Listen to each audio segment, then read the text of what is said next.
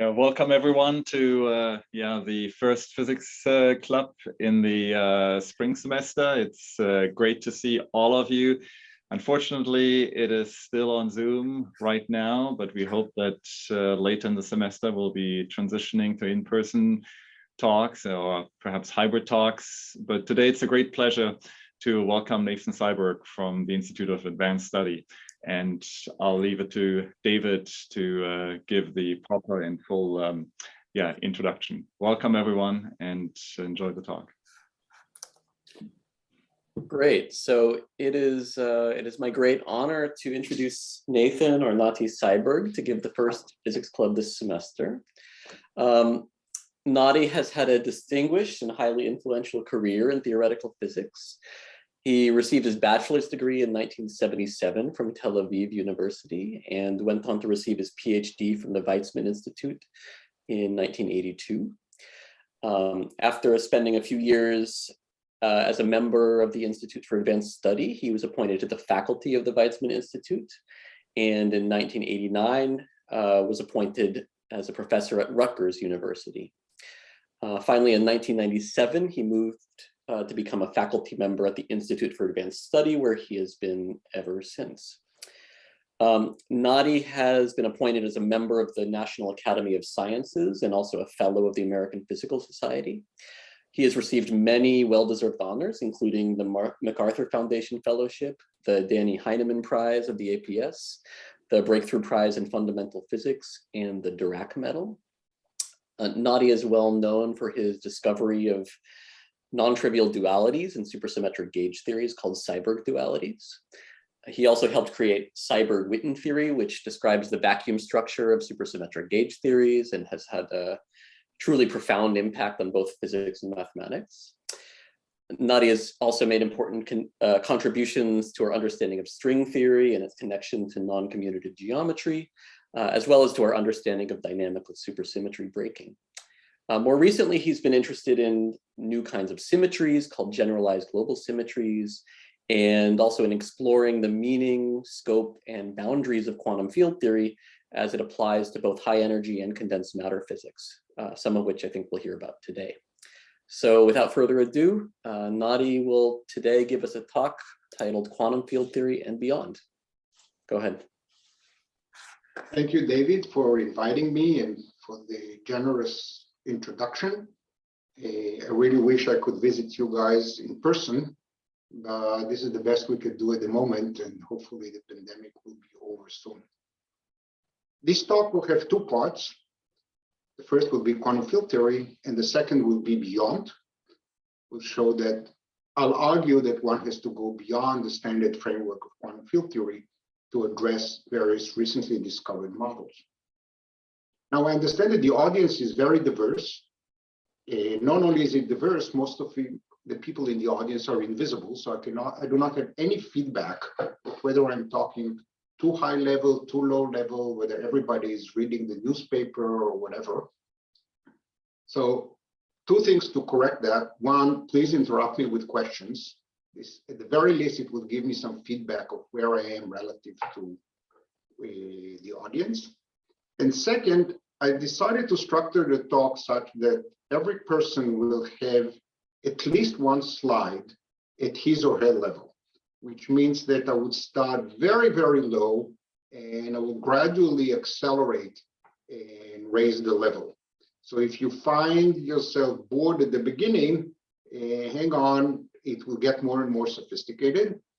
And if you're decoupled, then just wait till the end, because then I'll summarize it in a more elementary way. So since we have such a diverse audience, I thought I should start with the broad brush map of physics. This is the way I think about physics. Different people might have different views how to divide physics. And I'll divide physics in a 2x2 plot. I'm going to start with classical physics.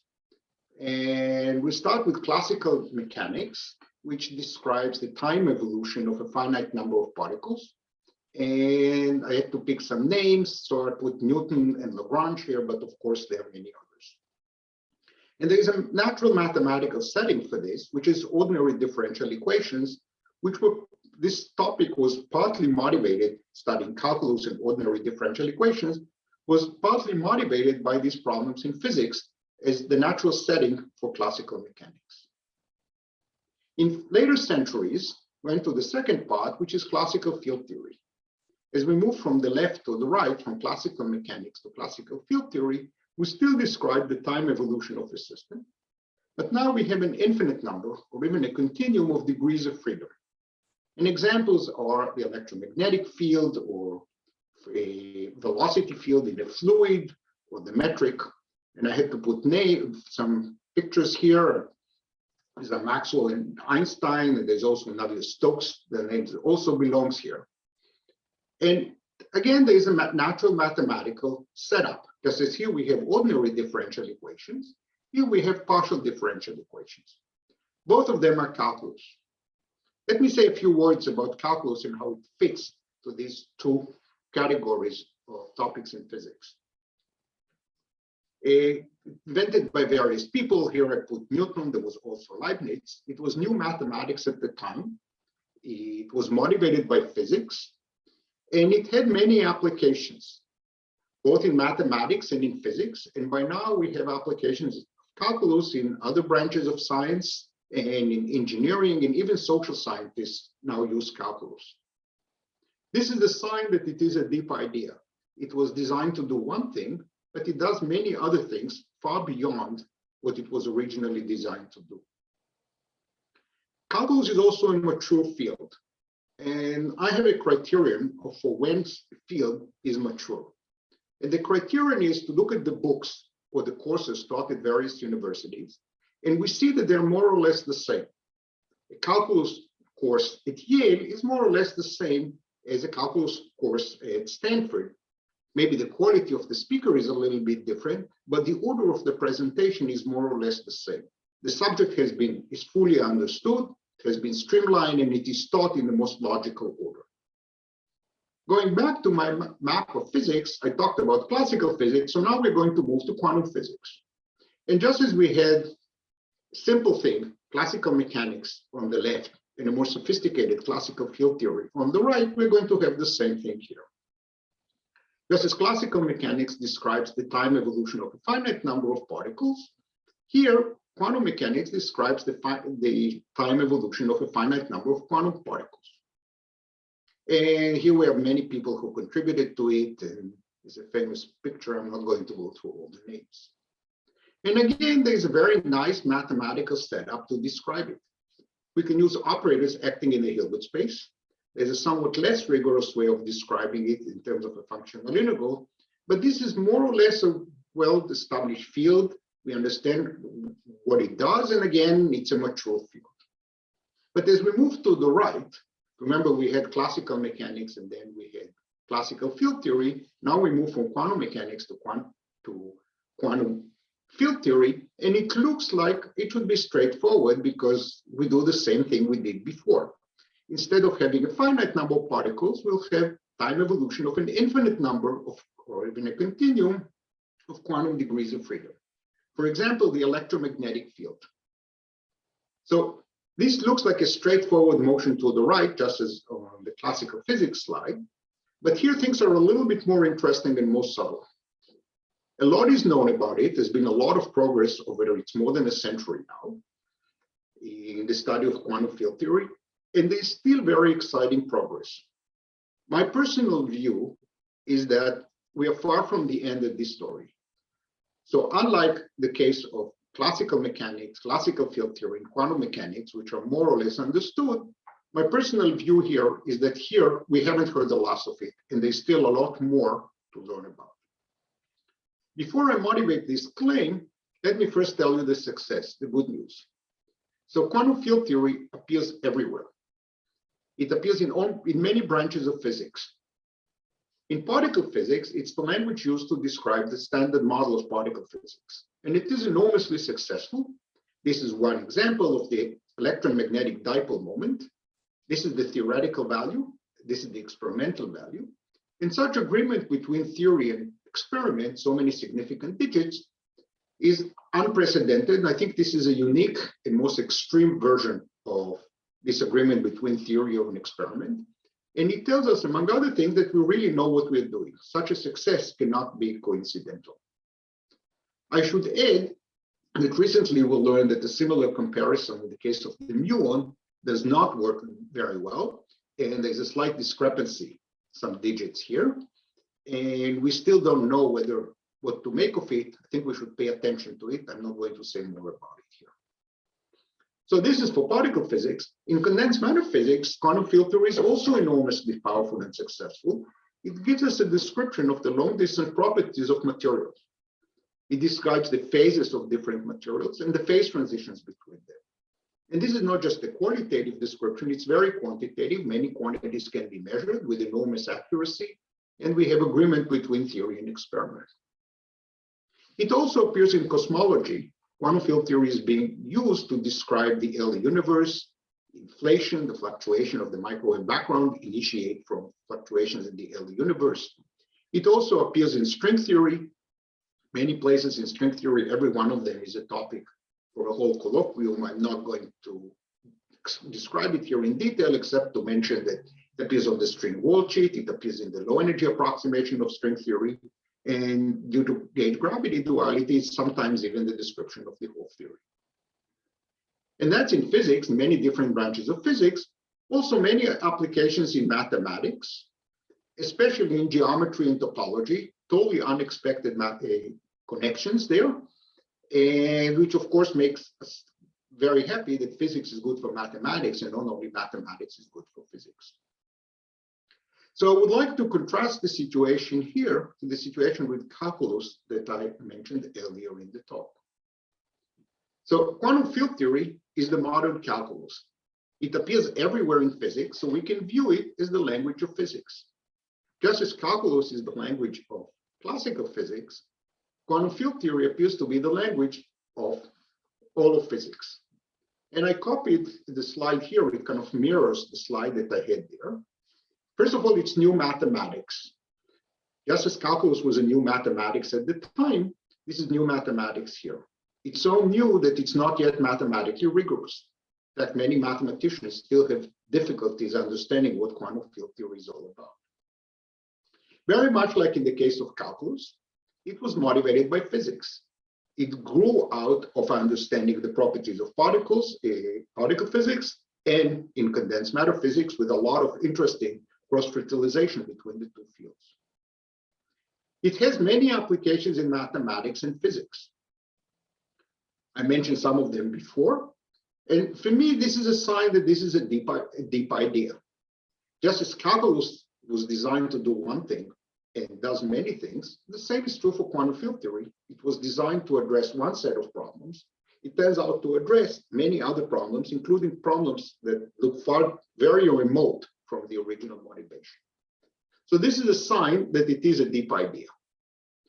So that part of the slide is very similar to what I said about calculus, but now comes a big difference.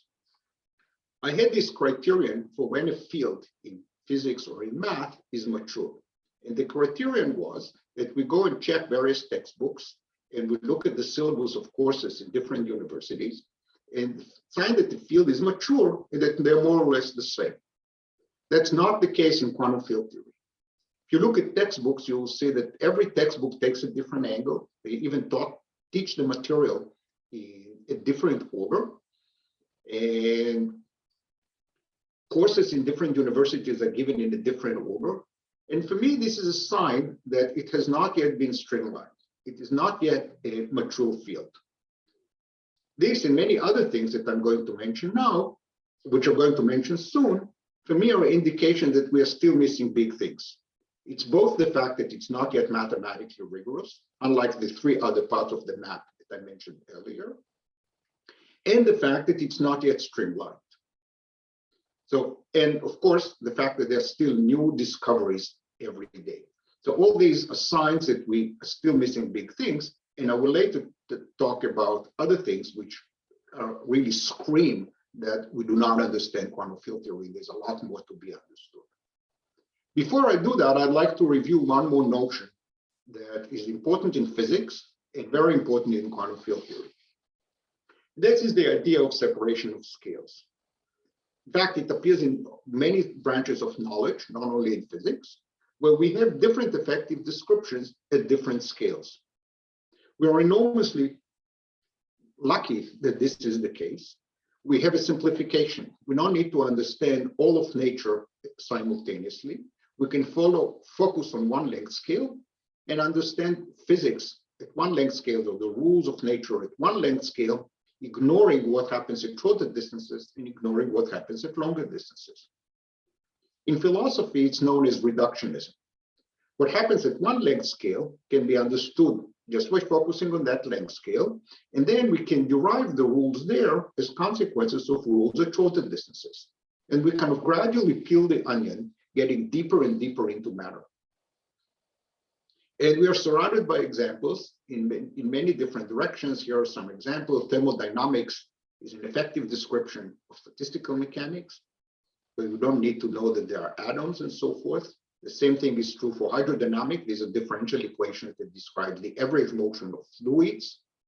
Even recently, many of us were interested in epidemiology, and you can study what happens at shorter distances when you're interested in the virus, its RNA, and with all the mutations. And then you can be interested in the length scale of how one person infects another, whether we do or do not need masks, social distancing, and so forth. And at a longer scale, you'll see how the pandemic evolves from one continent to another, from one country to another. And you can study it scale by scale. You don't need to understand the whole story in order to make progress. And in the context of quantum field theory, this is known as effective field theory in the renormalization group. So this idea of separation of scales in quantum field theory has been enormously successful, both in particle physics and in condensed matter physics. These are Wilson and Weinberg. These are the people who pushed these ideas and made all this progress. And the idea is that at different length scales, we have different field theories that are associated with those length scales. And a lot of the details of a given length scale are totally uninteresting and not important at longer distances. So at longer distances, we have an effective theory that depends on fewer parameters. So we have different theories at long distances and at short distances. So in the UV, this is the short distance theory. Here is where we formulate the problem. And we read off the answer at long distances, at the IR. So if you wish, this is the question, this is the answer. Here is where we formulate the problem, and this is where the answer is. So we formulate the question at short distances. For example, we throw some atoms in the box, and the atoms interact with each other one way or another. And then we ask, what does the system do? And at long distances, we might find a superconductor or a metal, and it might have one color or another. And all these possible phases, the possible long distance are the long distance behavior, and we have to know what's going on here. The infrared behavior, the long distance behavior, is independent of most of the details here. This comes under the name of universality. And this is, again, very helpful because the theory at short distances could be very complicated, lots of atoms with lots of interactions between them and so forth. The long distance behavior is captured by an effective theory with far fewer parameters, and it's easier to measure, easier to describe. In a typical example, we have a lattice theory at short distances, and at long distances, it becomes a continuum field theory, where all the details at the level of the lattice are gone. When we look at the material, we don't care about all the details at the level of the lattice, what exactly the lattice spacing is, and all the interactions between every atom and every other atom. There are some average quantities which matter, and that's what we are interested in. This is very similar to approximating the sum by an interval.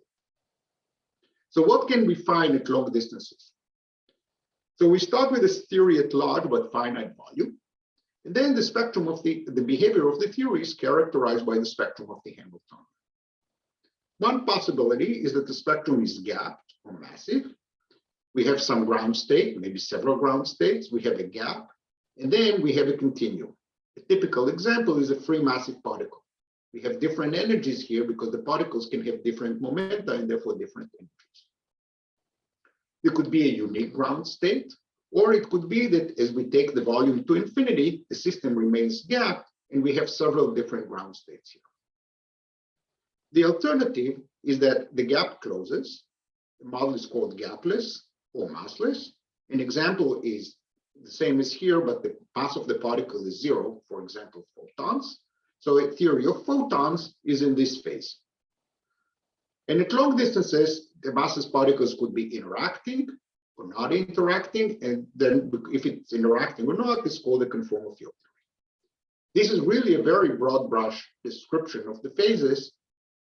And there are many more details and more refined classification depending on more details of what's going on. I'm not going there. I'm not going to describe it here. So this is the end of the first part of the talk when I talked about quantum field theory. And in the rest of the talk, which is about 2/3 of the time, I will talk about the beyond. In other words, I'm going to argue that this story, powerful as it is, beautiful as it is, it cannot possibly be complete because we have several different arguments telling us that not only are there details that we don't understand, not only are there new models that we have not yet uncovered, not only isn't it mathematically rigorous, but in addition to that, there are examples which do not fit this nice, beautiful picture.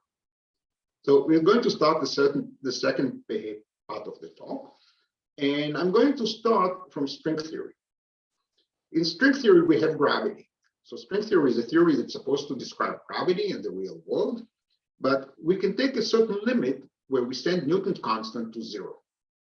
If we send Newton's constant to 0, the gravitational interactions go to 0, and what we are left with is a theory without gravity.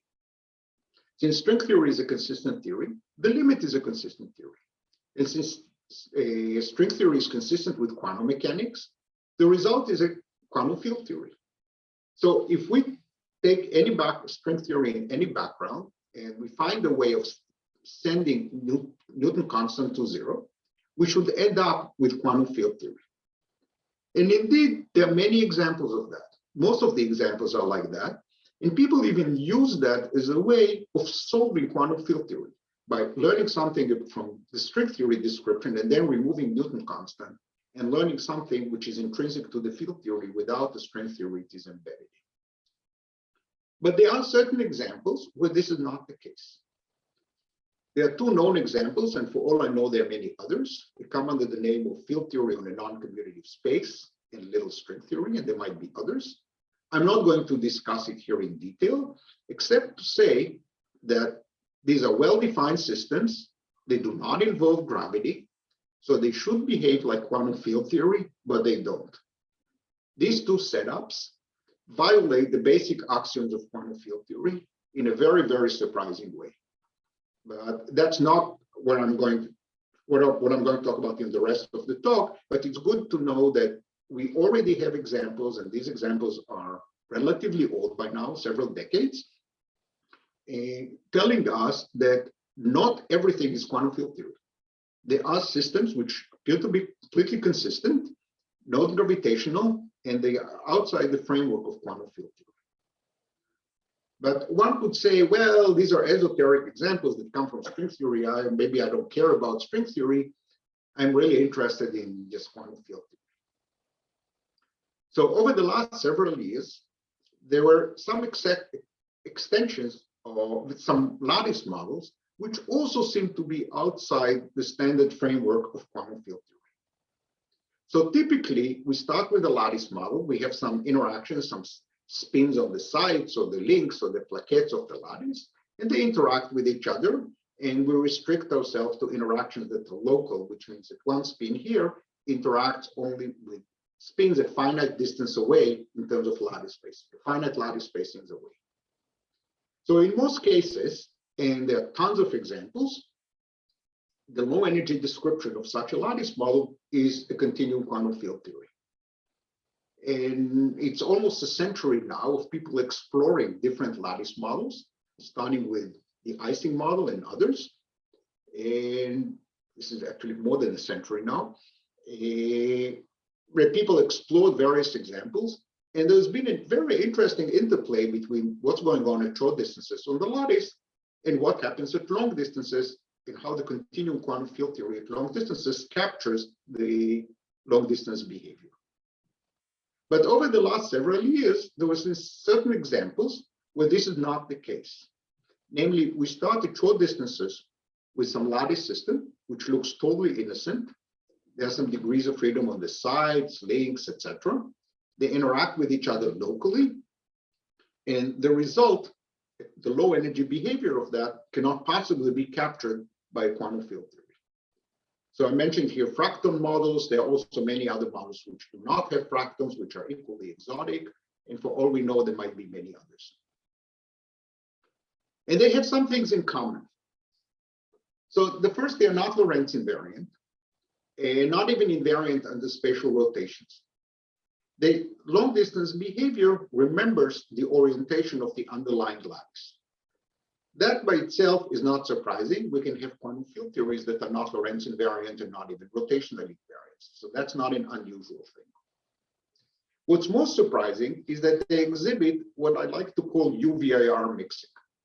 The separation of scales, which is so important in quantum field theory. In fact, as I said before, separation of scales happens in almost every branch of knowledge, not only in science. We separate what happens at long distances to what happens at short distances. And sometimes, as in the examples of the pandemic I gave, we have an effective description at different length scales. That's not the case in these models.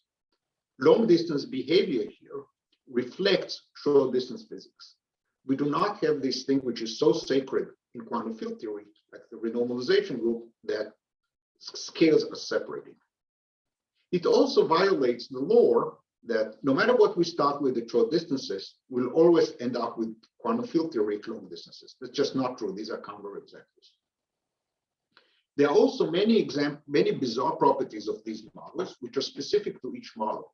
So somebody asked me, is this the tip of the iceberg? So personally, I believe that there are many icebergs, and we see only a few tips of several different icebergs.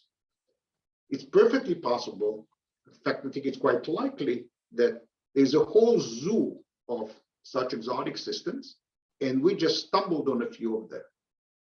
Let me say a few words about the history of this subject, because I think it has all sorts of interesting lessons to extract from the history, both for the research and also in general about how science progresses. The early models were motivated by totally different considerations. So as far as I know, the first paper on the subject was by Chamon, and the title of the paper is Quantum Glassiness in Strongly Correlated Clean Systems, an example of topological overprotection. This was in 2004. And then it took 7 years for Ha to write the paper, known today as Ha code. And the title is Local Stabilizer Codes in 3 Dimensions Without String Logical Operators. As the titles of these two papers show, these people were not really interested in physics. They were not interested in finding peculiar phases of matter, nor were they interested in quantum field theory. Their considerations were totally different. They were motivated by a totally different set of questions. And the 7-year separation between this year and between this paper and this paper is also telling. So this was in 2011. 4 years later, Vijay, Ha, and Fu wrote a paper that changed the direction. And a year later, they wrote another paper that changed the direction. And here, what really changed the direction was the realization of the significance of these models to phases of matter. And they also found more examples. And the titles of their papers reflect this change in perspective. It's a new kind of topological quantum order, a dimensional hierarchy of quasi-particles built from stationary excitations, and fractal topological order, generalized lattice gauge theory and duality. So these sound more like physics papers, unlike the more quantum information titles of the previous on the previous page. So this opened the floodgates, and after 15 and 16, many more examples were found. These models were gapped. There were also gapless models. I'll say a few words about them later, mostly by the work of Pretko in 16, using a very strange gauge theory, which had been initially introduced earlier by Xu in 2006, except that Xu Xu and his followers who worked on it did not realize that these models lead to this funny behavior. And as the floodgates opened and more papers started, so this is 15, 16, you see now it starts getting faster. In 17, there was a paper by these authors and follow up later by Vijay and then Williamson and Cheng here in Yale, found many more constructions, and in particular, some construction based on layers of coupled 2+1 dimensional theory.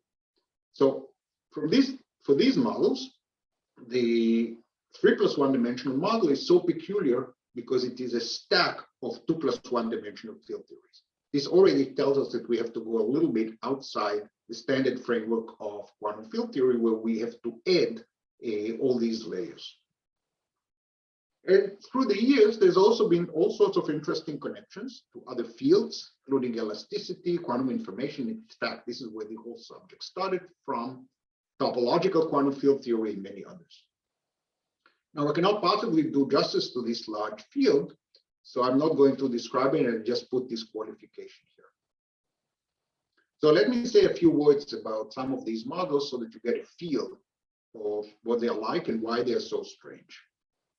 So I'm going to start with this X-cube model of Vijay, Hai, and Fu. Now, the details are not important, but I put them there on the slide anyway, so that we see that it's very explicit. So we have a lattice, and we put this Z2 spin on every spatial link. So it's either spin up or spin down. In the quantum information discussion, these are called qubits. So we put a qubit on every link, and we write a Hamiltonian, and the Hamiltonian is two kinds of terms, a cube term and a side term. The cube term multiplies sigma 1, the operator Pauli metric sigma 1 on each link around the cube. And the side multiplies 4 sigma 3s around the links in this direction, and then there's another one in the other direction, and a third one in the third direction. So the good thing about that is that we have Z2 spins. This is the same as the IC model on various links, and they have local interactions. Every spin talks to only spins that are nearby at most at the other end of the cube. And it looks like an innocent looking local Hamiltonian. Local in the sense that the interaction does not go very far. And then what Vijay, Hai, and Fu showed, this model has a lot of peculiar features. For example, if we start with a lattice with Lx sites in the x direction, Ly sites in the y direction, and Lz sites in the z direction with periodic boundary condition, the system has a huge ground state degeneracy. The number of ground states is 2 to the power 2 Lx plus Ly plus Lz minus 3. This by itself is surprising because the number of ground states of a system like that should not depend on the number of lattice sites. Normally, in field theory, we have a finite number of states, or a finite number of ground states, typically 1. In more subtle systems like topological field theories, we can have more than 1. But whatever number of states we have, it does not depend on how many sites we have. If we add another layer of atoms to our system, the number of ground state does not change. So that's the first surprising. The second surprising thing is that we can think of the exponent here as being as entropy. It's the logarithm of the number of states. We are used to an entropy being order 1. This is typical systems, or it could be extensive. This is also familiar. But here it grows linearly with the size of the system. The technical term is sub-extensive. It does not grow. We don't have the volume here, but we have something that is linear in the size of the system. A related surprise is that if we try to take a continuum limit, namely take the number of lattice sites to infinity, introduce lattice spacing A, set A to 0, the lattice spacing to 0, and the number of sites to infinity, holding the total size of the box fixed, this is what a field theorist would do to describe quantum field theory in finite volume. If we do that, the number of ground states is infinite. And if that's not enough, all these features, but or to say it differently, all these features reflect this UVIR mixing, namely the number of ground states and their properties. Even though this is the ground state, is a very low energy physics, it is zero energy physics. It depends on very high momentum modes as high as the lattice space. So this is the hallmark of the breakdown of the separation of scales. The number of ground states in the system depends on short distance physics, like what's the distance between one atom and another. This is quite unusual. Furthermore, the spectrum is gapped. So we have lots of ground states, and then there is a gap, and then there are all sorts of massive excitations. Because of this fact, small deformations of the Hamiltonian do not change the low energy physics. You might say that these people found a particular Hamiltonian which exhibits these peculiar features, but if you change the Hamiltonian a little bit, maybe these peculiar features will go away. If that is the case, then we shouldn't be too exciting. This is a very tuned Hamiltonian that gives these features. But that's not the case. In fact, if you take this Hamiltonian, once you solve it and you deform it a little bit, as long as the deformation is small enough, all these peculiar features do not change. The system is robust. Also, the system has localized excitations with finite energy, but they have restricted mobility. There are particle-like excitations that are fixed at the point, that cannot move at all. There are particles called linons that can move along a line, either the X or the Y or the Z direction. And there are planons, other kinds of particles that can move on planes. I'm not going to discuss it in detail, except to say that such a behavior, again, cannot exist in the standard quantum field theory. In standard quantum field theory, we have particles and they can move around. Sometimes they do something interesting as they move around, but we don't have this restricted mobility. Now, Ha's model, Ha code, appeared earlier. And one reason it did not catch on earlier is that it's a little bit more complicated. So this model was the first kind of solvable model that exhibits these funny things. Ha deserves a lot of credit for it. And what he did was the following. He took again a cubic lattice and he puts 2 qubits at every site, not on the links, but at the sites. And then he wrote 2 terms in the Hamiltonian, again, going around the cube, one taking sigma 1 on the first qubit and 1 on the second qubit, and multiply with the different sites of the lattice, and add to it another one with sigma 3, Pauli metric sigma 3, around the same cube, and add that over the whole lattice. Again, this is an innocent looking Hamiltonian. 2 spins per site. In the Ising model, we have 1 spin per site, and now we have 2 spins per site. The interaction in the Ising models are just across the links, and here we have around cubes. But other than that, it looks totally standard. So again, an innocent looking local Hamiltonian. And this model, which was the first to be discovered in this class, has even more bizarre properties, even more bizarre than the other ones. In particular, the ground state degeneracy, again, is an exponential of something that depends on the size, k of Lx, Ly, and Lz. But this function k is not just a linear function of Lx, Ly, and Lz, but it's a very complicated number theoretic function of Lx, Ly, and Lz. It's complicated even in the special case that they are all the same. It's complicated in the sense that it's not even monotonic in L. You add 1 more layer to your lattice, means that the lattice has more sites, and as a result, the number of ground states can grow to a small number. You add yet another layer, and the number of ground states is exponentially large in L. So it's not even monotonic in L, but it's still bounded in L. It has the sub-extensivity properties. So for some sequence of L going to infinity, K of L is, we take L to infinity, is finite. We end up with a finite number of states, finite number of ground states. But in another sequence of L going to infinity, we have an infinite number of ground states. And again, we have this sub-extensivity. So what we see here is we cannot even tell what the limit is. There is no well-defined Li going to infinity limit. It's worse than before, where the number of ground states is infinite. Here, depending on how we take the limit, we get different answers. So this was another milestone in the development of the story. And Pretko introduced another milestone where he showed gapless models that do that. And these gapless models looked like very strange gauge theories. gauge theories which were originally introduced by Suha. For his motivation was totally different. He wanted to get emergent gravity, but these models do not have emergent gravity, but they are interesting for other reasons. So the lattice ordinary gauge theory has a vector potential AI and a scalar potential A0. And there's a gauge symmetry shifting the scalar potential by the time derivative of alpha and shifting AI by the spatial derivative of alpha. That's the gauge symmetry of an ordinary U1 gauge theory. Here, the difference is that we have a double derivative term. So we just postulated with no good reason to say, imagine you have a theory with this gauge symmetry.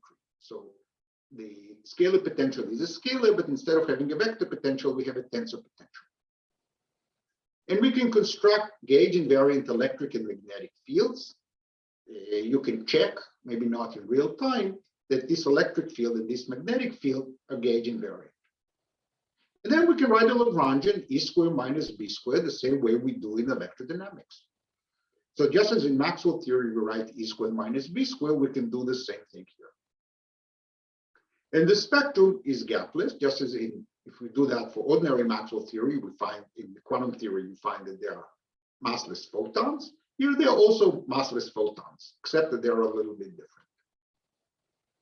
So this is the gauge symmetry. And then what Predkin noticed is that if you take the Lagrangian in the previous page, you couple it to submatter theory. So Maxwell equation has a Gauss law. And Gauss law is usually the divergence of E is rho. The divergence of the electric field is the charge density. Here, it's very similar, except that E is a tensor and Gauss law has two derivatives. As a result of this equation, we have conserved charge, just as in Maxwell theory, but we also have a conserved dipole charge.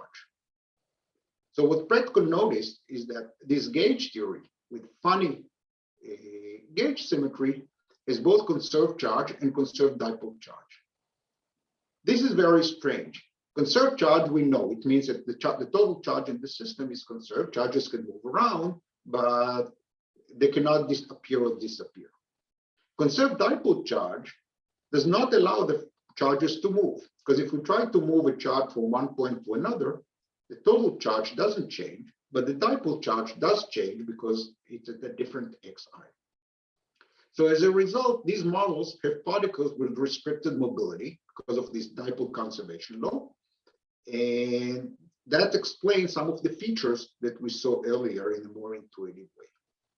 So I should point out that this gauge theory raises a lot of interesting questions, how to think about such gauge theories. And we answered them this month in a paper we put on the archive. I just couldn't resist the temptation to refer to myself here. This whole discussion raises many, many interesting questions. First, are there more examples, perhaps with more exotic phenomena? The answer is yes. There are many more examples that are known, but I strongly believe that there are many more examples that have not yet been found. Second, what is the underlying reason for this bizarre behavior? If somebody hands you a lattice model, can you know a priori without solving it that it's going to exhibit these strange properties, or maybe not? What is the more conceptual reason underlying this? Are there different theories with different phases? How do we organize them? How do we classify them? And from my perspective, the interesting question is there a sensible continuum quantum field theory for the long distance behavior? Because the way I've set it up, we have a sensible system at short distances, and what we have at long distances is not captured by a continuum quantum field theory. So can we modify the rules of quantum field theory such that we can accommodate this behavior? And the reason this is interesting is twofold. First, it will allow us to organize and to classify the possible behavior that we see. It will allow us to organize and classify the phase transitions between different phases. All the nice things about how quantum field theory helps organizing phases in condensed matter physics should be applicable here, because that's what quantum field theory does. That's what it's good for. So we would like to find it here. In the other direction, we'd like to learn quantum field theory for the sake of understanding quantum field theory. And what these examples tell us that quantum field theory, the way we think about it, is not the whole story. There are all these examples that go outside the framework of quantum field theory. And there are many more questions like this that I could add here. So we look for a low energy description of this phenomena using local quantum field theory. And this seems almost impossible because the properties of these fractal models, and in particular this UVIR mixing, the fact that they don't have this separation of scales, seems to contradict the renormalization group picture. So some people proposed various variants of the renormalization group. None of them is completely satisfactory, but it does underscore the fact that the question is vexing and we would like to understand it better. More generally, it doesn't fit so this is just the renormalization group already on the lattice, but more generally, what about continuum quantum field theory? We need to extend slightly, so it does not, these models do not fit quantum field theory. There's nothing we can do about that. The question I find interesting is, can we extend the framework of local quantum field theory in such a way as to accommodate these models? Now, this is a huge task because quantum field theory is a very, very complicated, very delicate structure. As I said, it's not even mathematically rigorous. So we shouldn't mess with it too much because we are in danger of ruining the whole structure. So this is again saying it again. There are two motivations for that. One is to find a universal description of these systems. This is a way of organizing the phenomena in a universal way, just capturing what's essential and what's not.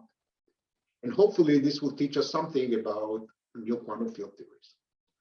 So I'm approaching the end of my talk, so let me highlight some of the things that we have been doing during the pandemic, mostly with Suha Gürsey, but also with two students.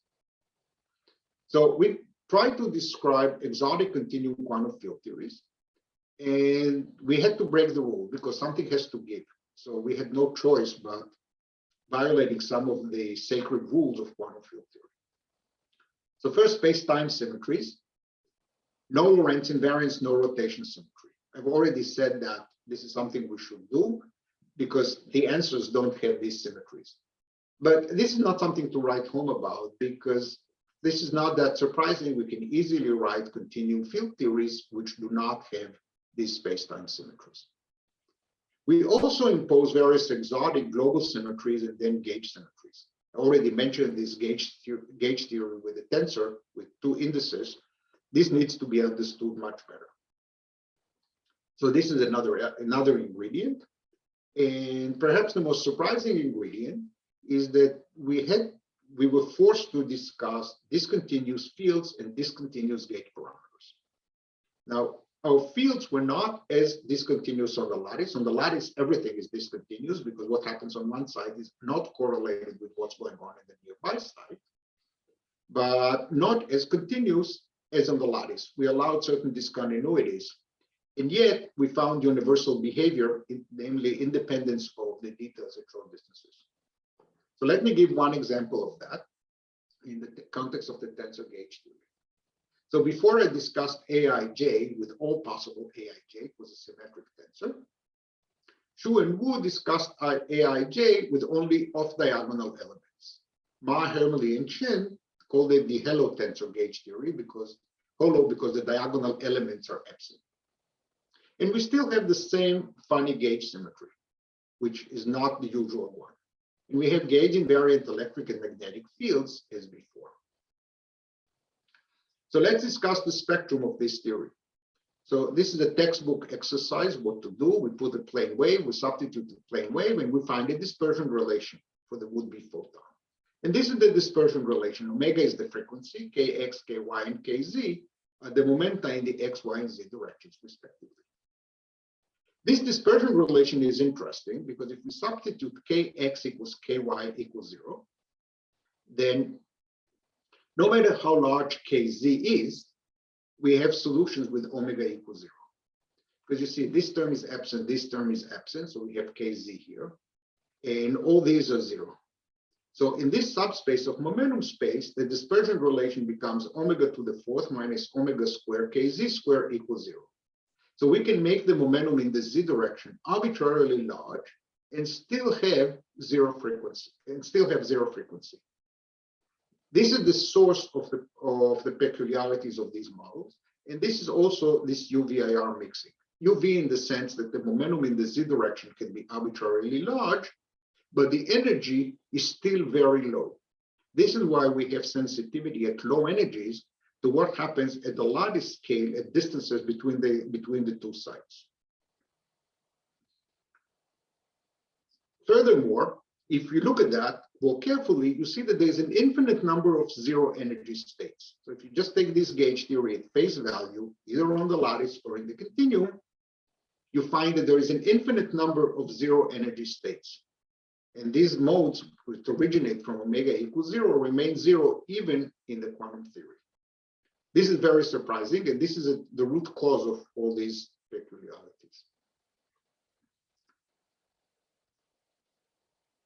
Let's discuss these models a little bit better. The gauge group is U1, so we have a gauge parameter alpha, and alpha is identified with alpha plus 2 pi. It is circle valued. Now, usually we take alpha to be continuous. Here, we allow also certain discontinuous gauge transformations, but not as discontinuous on the lattice. I'm approaching the end of the talk, so I'll just be very brief. This is a typical large gauge transformation with theta is the Heaviside theta function that can jump. So this is a typical large gauge transformations. And if we allow such gauge transformations as transition functions, we find quantized fluxes. This allowed us to study a Zn version of this model in the continuum. If we know how to describe a U1 gauge theory, we could form the Higgs mechanism and bring it to a Zn gauge theory. So we start from this tensor U1 gauge theory, and we construct the Zn tensor gauge theory. This is it. The details are not important. The point is that there is a Lagrangian, there are some gauge symmetries, the rules are more or less clear. And this model has various dual descriptions. I'm not going to discuss it. One of them was discovered by Slagle and Kim. So this is a Lagrangian. We know how to discuss it. It's a free field theory. The Lagrangian is quadratic. So we take your favorite textbook in quantum field theory and you just follow your nose and analyze it. So when we do that, and we have to be a little bit careful, including all this discontinuous field, we find the following properties. The model is gapped. This model is gapped. It has an infinite ground state degeneracy. If we regularize it by a lattice, the number of ground states is exponentially n. N is the n of Zn. With this exponent, the number of sites in the x direction, the y direction, and the z directions. And it has particles with restricted mobility. Particles that restricted to be at the point, particles restricted to move on lines, and particles restricted to move in planes. Furthermore, there is no local operator acting in the space of ground states. Hence, the system is robust. And there is a very rich spectrum of line operators. In fact, this continuum quantum field theory that we described here, with this rule about discontinuous field configurations, is exactly the same as the continuum field. Is exactly the same as the Zn version of the X cube model. So in a way, we succeeded to give a field theory description of the peculiarities of a continuum field theory description of the peculiarities of this X cube model, but we had to pay a huge price that we allowed certain discontinuous field configurations. So if you decouple because I went too fast or my accent is not clear or whatever, this is the time to wake up because I'd like to summarize the talk. I started by giving an overview of ordinary traditional quantum field theory. I argue that quantum field theory exists everywhere. It appears in almost every branch of physics, and it even has applications in mathematics. So I like to think of it as the language of physics. Just as calculus is the language of classical physics. Over the last several decades, there's been a lot of progress, but there are also big questions. New phenomena are constantly being discovered. This is a lively field with a lot of development. And I see no reason why this should slow down. Then I said that certain string theory constructions and some lattice models lead to peculiar systems that are not accommodated within the standard framework of quantum field theory. And this is a sign for me that there's something big about quantum field theory that we don't understand. Something has to give if we want to describe these more exotic systems. And then I went on to discuss this specific example of fractals, and they exhibit different interesting properties. They exhibit UVIR mixing. This is mixing between short distances and long distances.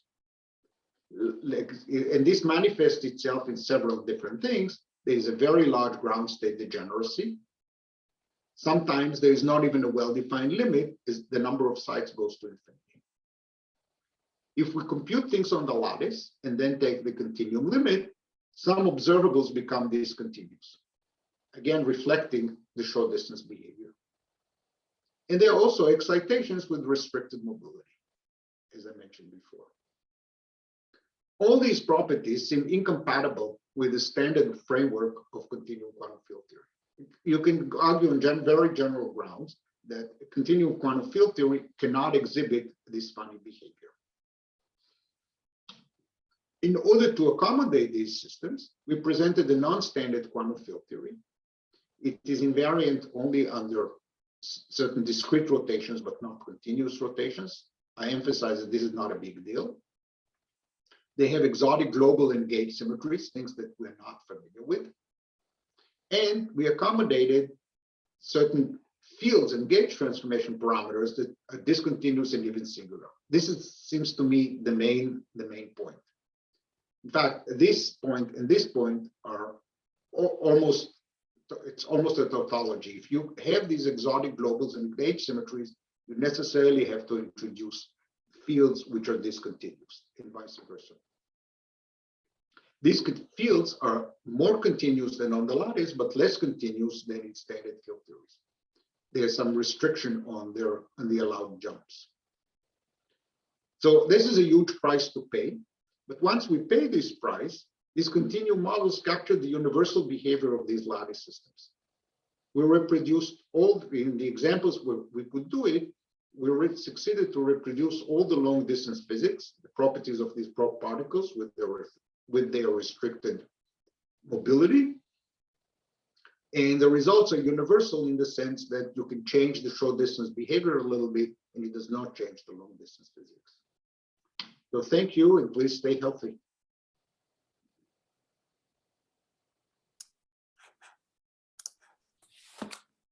Thank you very much for an excellent talk, Nadi. So we have time for a few questions.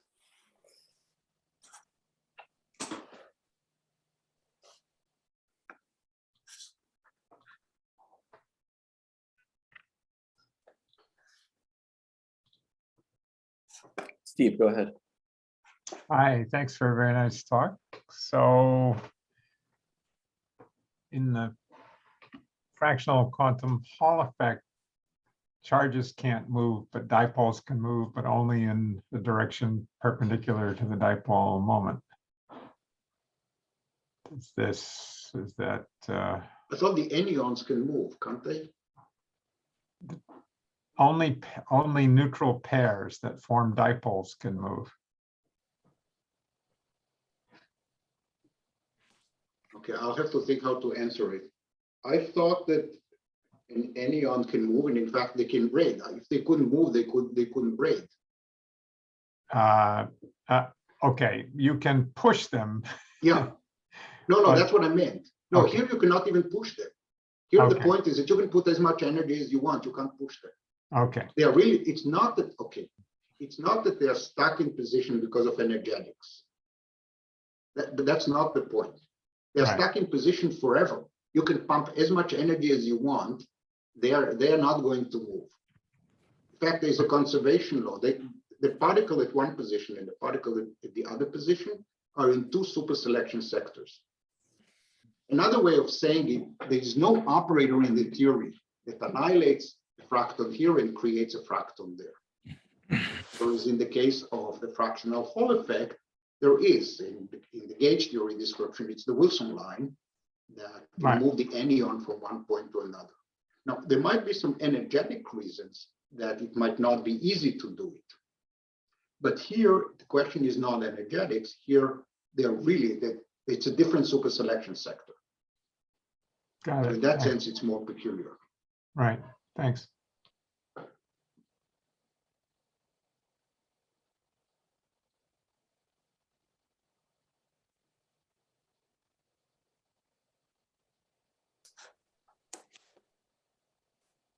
Any more questions? Talia, go ahead. Thanks. Sorry for doing this.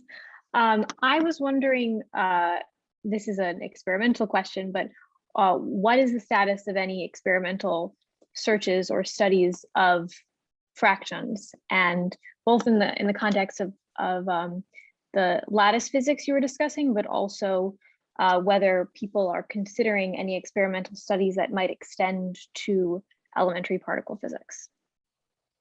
Okay, so as far as finding fractons in the lab, I know zero about it, except to say that I know that some people are thinking about it. I cannot say more than that. In fact, one of the original motivations for this was through the connection to quantum information theory and quantum memory. So there are already possible technological applications to these materials, except that I don't think people found them. But there is no fundamental obstacles why they wouldn't exist. Now, in the context of particle physics, this goes beyond quantum field theory, but I don't think it would be relevant for particle physics, say in the TeV range, because physics there is Lorentz invariant, and violations of Lorentz symmetry and even rotation symmetry is essential for this funny behavior. Thank you.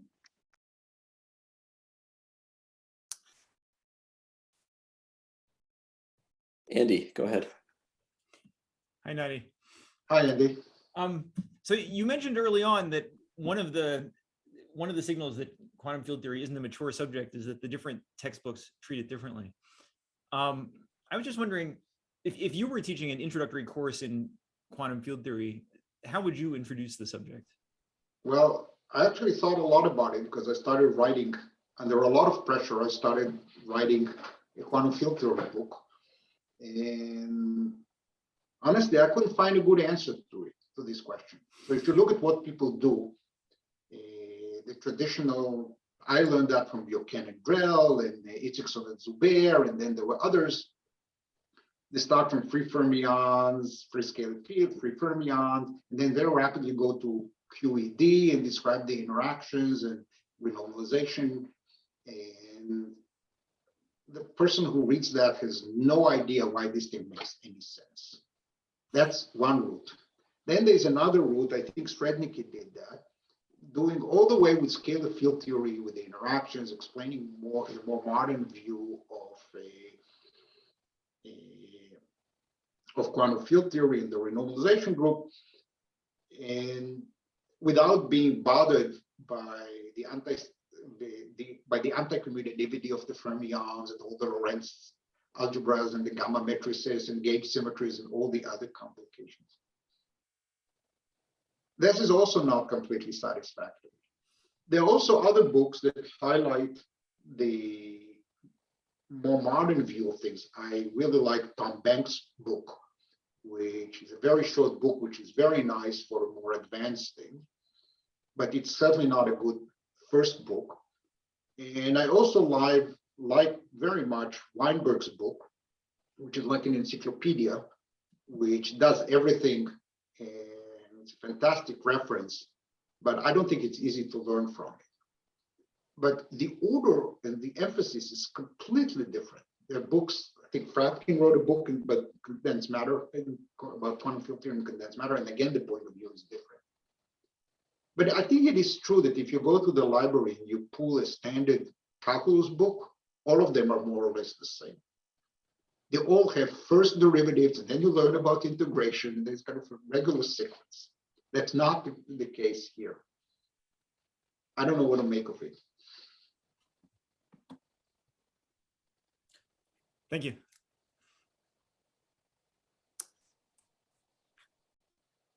More questions?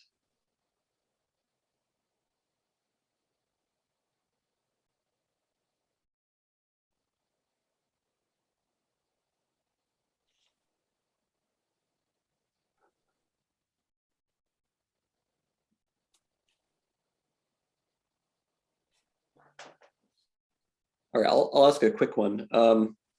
Nadi, do you think there's any sensible way to measure the degrees of freedom of these models? I mean, in some continuum field theories, we have things like central charges or the sphere free energy, or, we think we know good ways to measure degrees of freedom. Well, in the continuum, the ground state, the generosity is infinite. There's an infinite number of states. So this would be the first challenge. What are you going to do about that? I don't have a satisfactory answer, but this is exactly why I find these topics so interesting, because the things we normally do not work. And it tells us that the way we think about the systems that we know and love, it works very well. I'm not disputing that it's fantastic, but here are systems that the standard way of thinking about quantum field theory, like the number of degrees of freedom and so forth, is so different. So it really challenged. I think these models should really be viewed as a challenge to quantum field theory. This is independent of the experiment, whether they exist whether experimentalists can find materials that exhibit this behavior or not, independent of whether they have technological applications or not. This is really a challenge for quantum field theories. That we thought we know how to think about such systems, but we don't.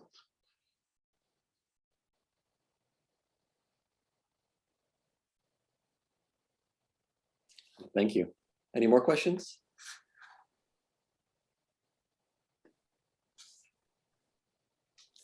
If not, why don't we all thank Nadi again for a wonderful talk.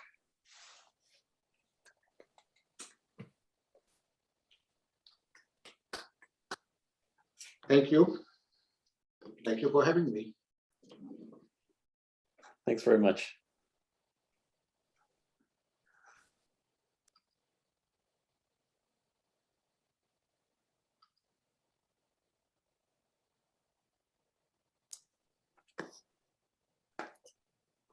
All right, bye, Nadi. I'm going to sign off. Bye. Thanks again.